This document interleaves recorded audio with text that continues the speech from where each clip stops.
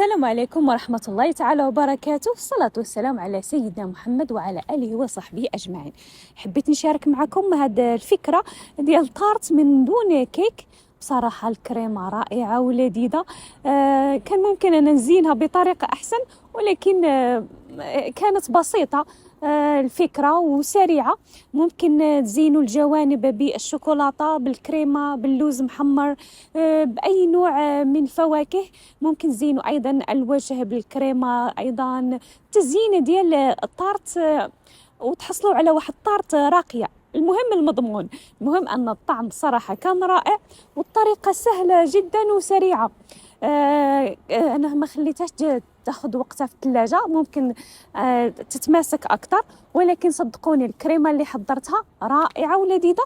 وغادي نعطيكم أفكار إذا ما عندكمش مثلا واحد المكون نعوضوه بمكون آخر. شوفوا هنا القوام ديالها، أنا حضرتها فقط بالكريمة وبسكوي، والإحساس أنه فيها كيك أو جينواز. الناس اللي ما كتنجح لهمش الكيكه، الناس اللي باغيين حاجه اقتصاديه وسريعه ولذيذه في نفس الوقت. المهم الفكره موجوده، وانتم تبقاو تفننوا ايضا في التزيين في الديكور. والطعم صراحه كان رائع ولذيذ جدا بشهاده كل من ذاقها.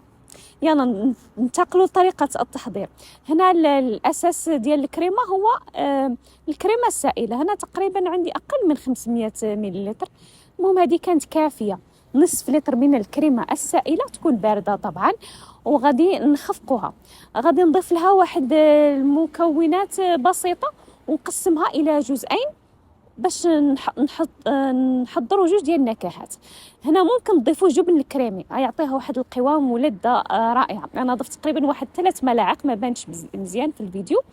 وغادي بالنسبه للتحليه، انا كان عندي سكر البني تقريبا واحد 2 ملاعق كبيره كانت كافيه. ممكن التحليه تكون على حسب الذوق. ممكن ايضا ديروا حليب المحلى، يعني كيعطيها واحد الطعم وقوام رائع. وهذه هي الاساس ديال التشيز كيك، يعني هذه هي الكريمه. وكنت شاركت معكم واحد التشيز كيك، وبصراحه حليب محلى، الجبن والكريمه السائله، وتحصلوا على كريم تشيز. ولكن حنا غادي نضيف له مكونات اخرى باش نحصلوا على مذاقات مختلفه. تقريبا الكريمه ها هي اصبحت جاهزه وقسمتها الى جزئين. دابا غادي ندير واحد الجزء بنكهه الشوكولاته. ممكن هنا انا عندي موس او بودره موس شوكولاته. نتوما تقدروا تحضروها دانيت او اليوغورت بنكهه شوكولاته، كيعطي نفس الطعم ونفس الفكره تحصلوا عليها. او فقط تجيبوا شوكولاته داكنه اذا حبيتوا، او على حسب الرغبه، وتذوبوها، تخليوها تبرد شي شويه، وتضيفوها الى الخليط ديال الكريمه السائله اللي كنا حضرنا قبل. انا كانت عندي هذه البودره ديال موس وشوكولا، وحضرتها بالطريقه المعتاده. ضفت لها كوب من الحليب وظرف او علبه كيس من هذا الموس وشوكولا. ها هي نحصلوا على قوام مثل البودينغ ديال الشوكولاته. هذا الخليط غادي نضيف له جزء من الكريمه، لانه يعني انا قسمتها على جزئين. وها هي كتشوفوا كنحصلوا على واحد الكريمه رائعه ولذيذه جدا. نخفقها شويه بس تمتزج المكونات مع بعض،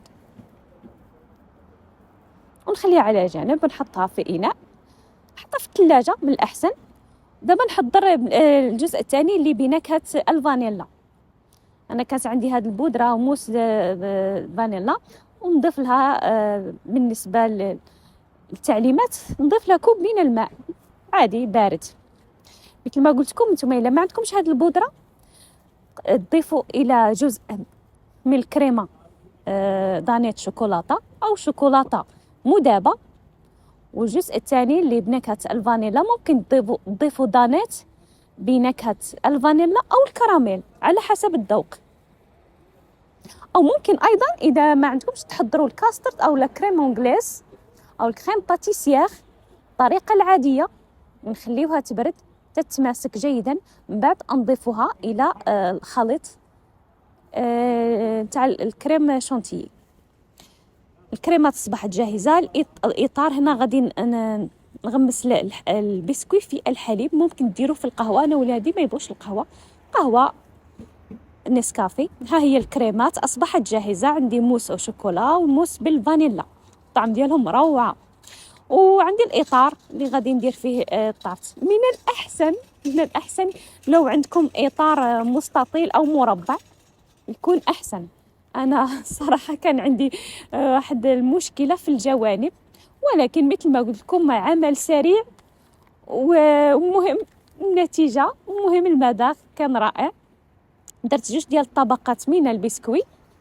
انا ماشي محترفه ديال الحلويات او الطبخ، كنشارك معكم وصفات اللي كنحضرها في المنزل ديالي وتكون ناجحه، وصدقوني اذا ماشي ناجحه ولذيذه ما غاديش نشاركها معكم. كما كنشاركها مع الاهل ديالي، العائله ديالي، كنقول شاركها مع الناس اللي باغيه تاخذ فكره فقط. المهم درت 2 طبقات من البسكوي. ومن الاحسن مثل ما قلت لكم عندكم هذا الاطار اللي فقط اطار، ما يكونش عنده القاعده، وتحطوه على الصحن وتطبقوا العمليه مثل ما هي.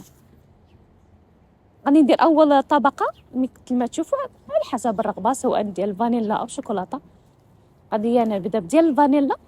ممكن ايضا نضيفوا قطع من الفواكه اذا حبيتوا لهاد الكريمه ديال الفانيلا، او اللي درتوها بدانيس ديال الكراميل. ممكن نضيف قطع شوكولاته، او انا مثلا ممكن نضيفوا الكراز، ستروبري يعني الفريز، البلوبيري، توت، الفراوله، الفرامبواز، الرازبيري، اي نوع من الفواكه البريه كتعطيها واحد الشكل رائع ومذاق ايضا. غادي نحاولوا نسرحوها هاد الكريمه بشكل متساوي. كنحطوا واحد الطبقه تقريبا فيها واحد 2 سنتيمتر الى 3 باش نحسوا بالطعم ديالها.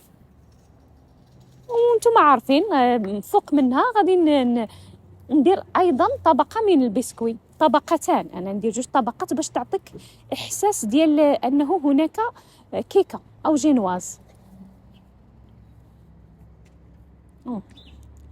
وغادي نكمل العمليه.